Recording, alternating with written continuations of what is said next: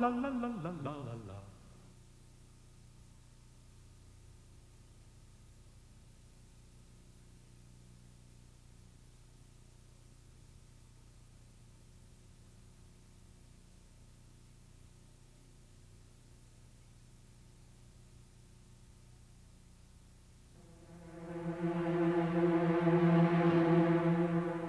At our house, you'll find many photographs on the walls. Get to know them, and you might learn a great deal about the photographer.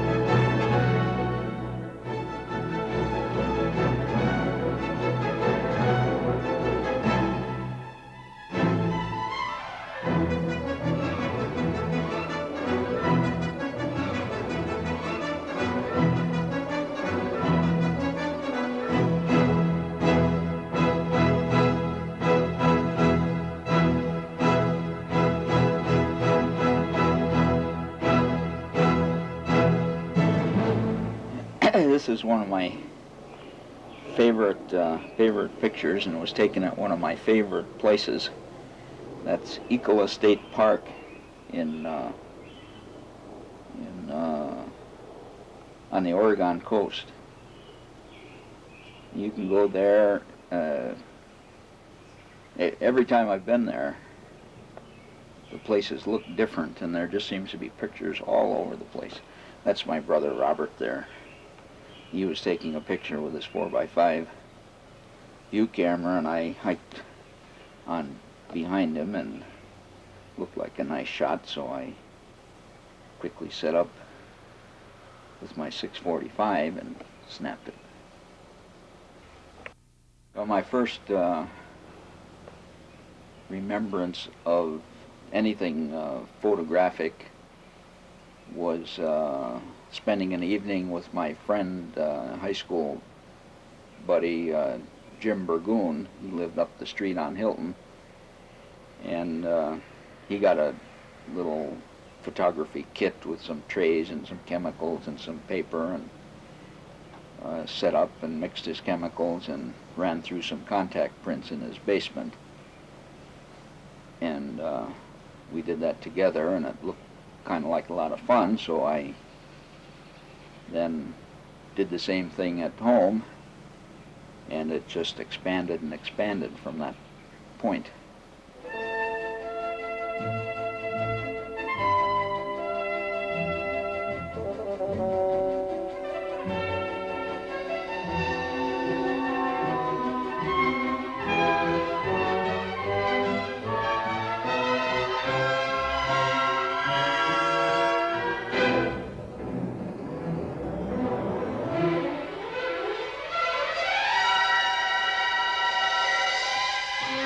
I was still in high school, way back, and the first darkroom I built was in this corner over here.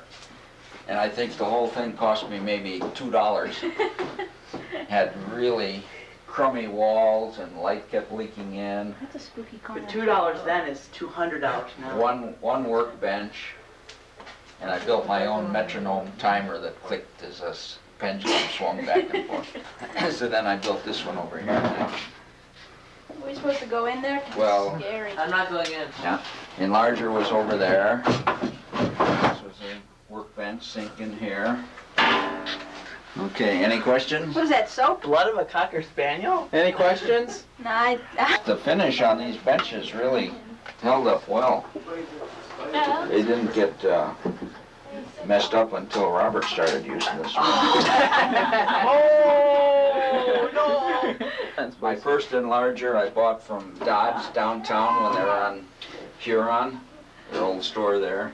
And I think it cost $55 for the whole thing. Well, the lens, that wasn't with the lens. The lens was another $20, I think. Do you remember any of the pictures in particular that you took down here? Well, I did everything down here that I was doing. All the Christmas cards were down here? The earlier ones, yeah. So this is where the Christmas cards started? Yeah, first Christmas cards were done here. Wow. That's history, isn't it, Brian? That's visionary. Okay, let's go outside.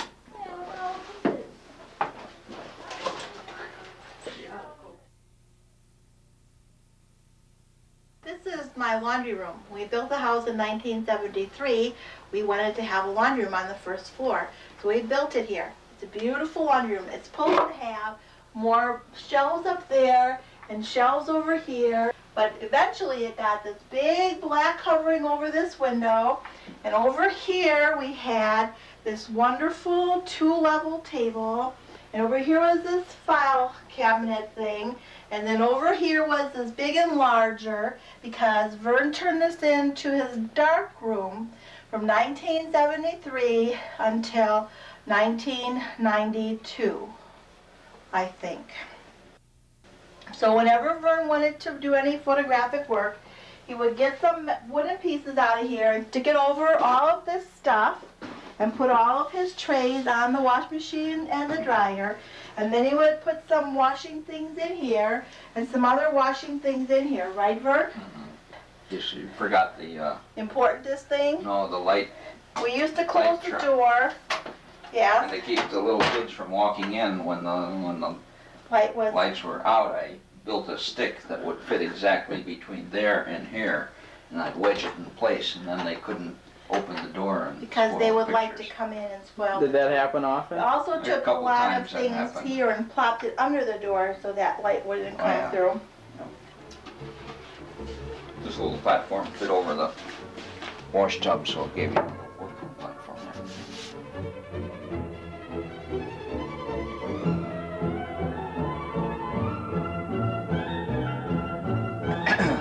This is the dark.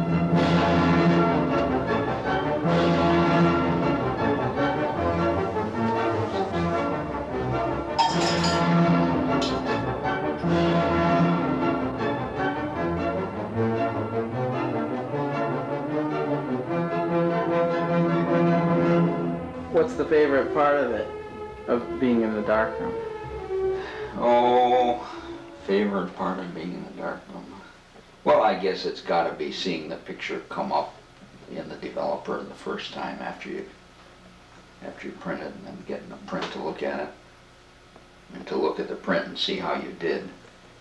And evaluate it and see how you can change it to make the print better, and you gotta do dodging and burning usually. And then you hang it on the wall and look at it for a couple of weeks and see if you like it, and if you do, then you got a good one. If you don't, you put it in a box and never see it again. This cabinet, my grandfather built, and he had it in their house, and then it was in Aunt Marie's house in the basement, and then she got rid of it, and now it's here. And this was the kitchen sink at home when I was little, the bottom part. It was in our kitchen in Brexville. It had a stainless steel top on it. But the drawers are nice, so I use that here now. I would put this piece in. Actually, here's what happened. I would hold it like this and Al would hammer because I wasn't tall enough. So I held it up while Al hammered. Dad went to work. Dad did the hard things. He put up all the 2x4s. He did these. Or no, he didn't even do that. We did the 2x4s. He did these. And he did all the trimmings at the end. What? Oh, we're talking about the The solid wall electricity stuff. Dad He did put electric. in the border lines on the ground. 2x4s going this way, outlining the Dad did rooms. nothing. I painted it. Oh, Al Floor? painted it. Yeah. So this is just the basement floor? Yes. Painted Washed. gray. After I washed it. Yeah, they said you didn't do very much. What do you mean? I built the walls. You did. Now we put up the walls. And I could hammer 4 nails in less than 10 seconds. Couldn't I? Yeah. No, but it's It just was cool. neat I've to never look at. seen That's anything why I like took that. it, but it often happens that you see something and you say, wow, this is going to make a great picture, and then when it comes out on black and white, it's kind of blah. Those are underexposed, aren't they? These are, well, the top ones aren't, but they're play pictures, so the whole thing was black in the back. These down here are a little underexposed. They're the Crew? choir.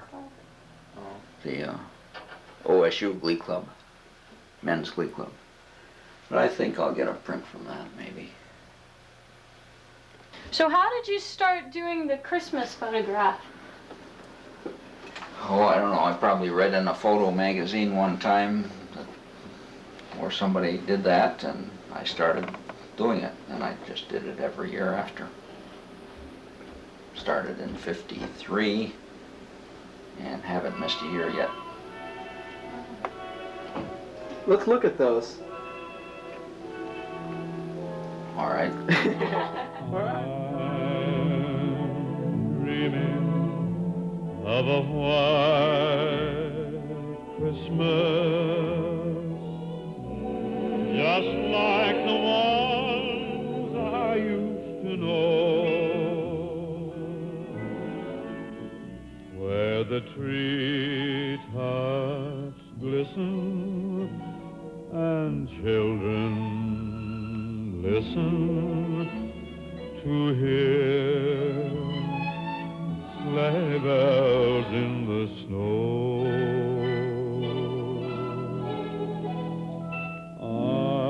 I'm dreaming of a white Christmas, with every Christmas card I write. May your days be merry and bright, and may all your Christmases be white. I guess I must have always been interested in recording things around me, and photography seemed to go along nicely with anything else you did. Family activities, it's nice to have pictures. Hobby type things. When magic was my main hobby, I would take pictures of other people doing stuff and special effects and whatnot. And work, you take pictures of the things you're doing. I guess it's just, you just like to kind of get down on paper, photographic paper in this case, the things that are happening around you.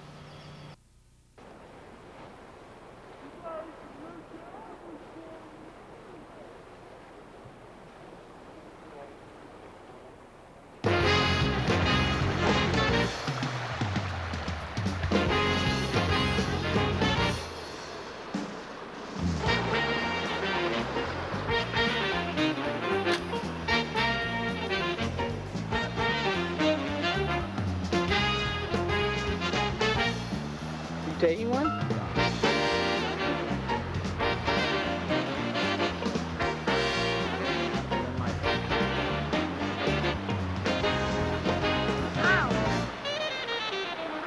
Now Mr. Church would like to take a group shot. I'm feeling all across here, perhaps.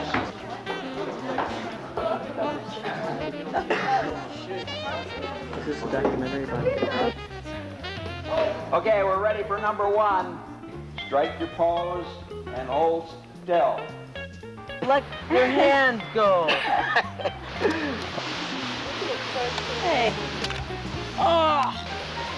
Well, a combination of that dial and this dial.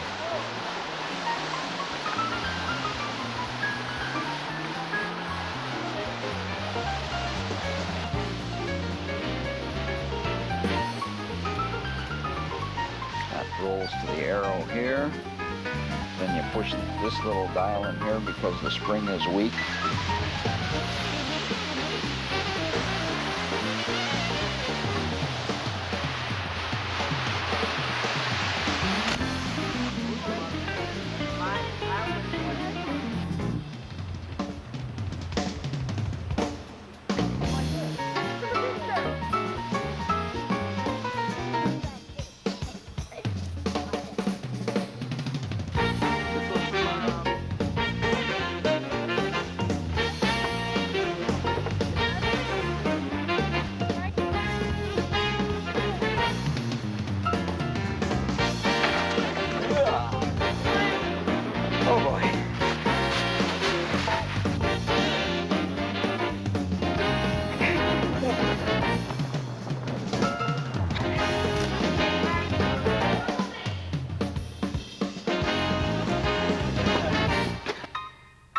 don't know. I think a person has to want to